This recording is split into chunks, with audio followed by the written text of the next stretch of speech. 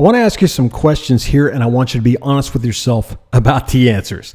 Do you start the design process by looking at themes? Working in Bootstrap, right? Do you start out by saying, okay, what themes are available to me? If you're designing a website in WordPress, do you say, what themes are available to me, right? A lot of people do that. A lot of people work that way, and I'm going to tell you why that's a bad idea. Don't look at themes. Here's the reason. Themes look very nice. You can go to Dribbble right now and see billions of themes that people have created. You can go to any number of third-party sites that sell themes for various content management systems, for application and mobile app frameworks. There's no shortage of visual themes, all right? The problem is, while they look nice, they don't offer any explanations of the what, the how, and the why. These collections don't tell us anything about the problems they were created to solve. They show us what they look like, but there's no understanding that we get of why those colors were used, why that typography was used, why the buttons are that size, why the sliders work the way they do. We don't have any idea how those decisions were made to use those examples and to implement those examples. So we're looking at pretty pictures, but we have no sense of whether what we see is appropriate. And appropriate, my friends, is the magic word. Someone else's UI is someone else's UI.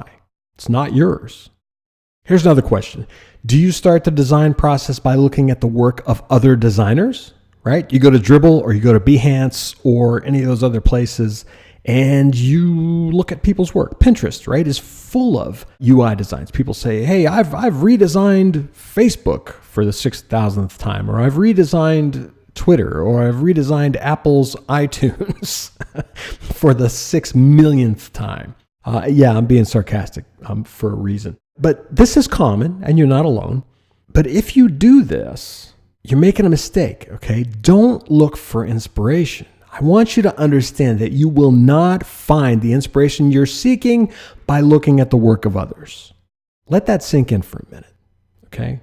Think about what I just said. You will not find inspiration looking at the work of others. The reason you won't find inspiration is because what you will find is someone else's solution to someone else's problem. The problem you have to solve belongs entirely to you, to your client, to your users. What they designed that interface for has nothing to do with your situation. I don't even care if it's the same kind of product. It is still not your situation. It is not the business problems you are there to solve. It is not the user concerns that you are there to address. It's someone else's solution to someone else's problem. I can't hammer that home enough. So instead, I want to give you a piece of ancient eternal wisdom that I firmly believe in, and that is this. Do not seek to follow in the footsteps of the wise. Seek what they sought. Very wise man by the name of Matsuo Basho said that. It was true in his time, and it is absolutely true in yours. Next, how many of you start the design process by looking at current UI trends? Flat design, anyone? Still hanging around. No, it's got to be flat, or it's got to be, minimalistic, or it's got to be chromeless, or any one of those things. Don't look at trends either. Okay, flat design, for instance, and I pick on flat design a lot. It's a widespread trend. It still gets a lot of air.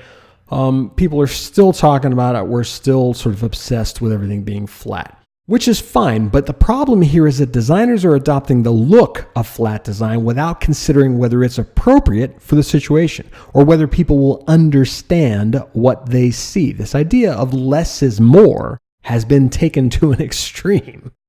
Flat design without visual affordances, the things that tell us how to use something based on cues that we are used to seeing, without those affordances, it's very difficult for us to understand that what we're seeing is interactive. Okay, we see a lot of instances where buttons don't look like buttons. Things that are tappable or clickable or swipeable or whatever the case may be often don't look like they are interactive. They offer no visual cue that says, hey, I do something, right? Swipe me, tap me, click me, whatever it is. That's an affordance. That's incredibly important. And every single day, I see a dozen or more examples of apps, sites, and systems who do a horrible job of communicating interactivity. People can't interact with something if they don't know it exists. All right. And that is the essential difference between design and decoration. A designer thinks very hard about the appropriateness of the visual decisions that he or she makes. And those decisions are informed by research, by investigation, by fact, okay? By doing some legwork to figure out who we're doing this for, what they need out of it, what they will respond to, what they will understand. A decorator, on the other hand, relies on his or her instincts as to what looks good and what doesn't. Most designers who have never learned the timeless principles of design are in this category. They're doing stuff based on instinct. Well, that looks good, feels good.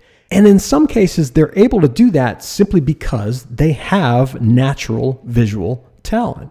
Good designers, quite frankly, are born with visual talent. You have to have that component in order to do this. But it is also equally true that someone who is maybe a poor or mediocre designer can absolutely become a great designer if they pay attention to the things that you see on the left here.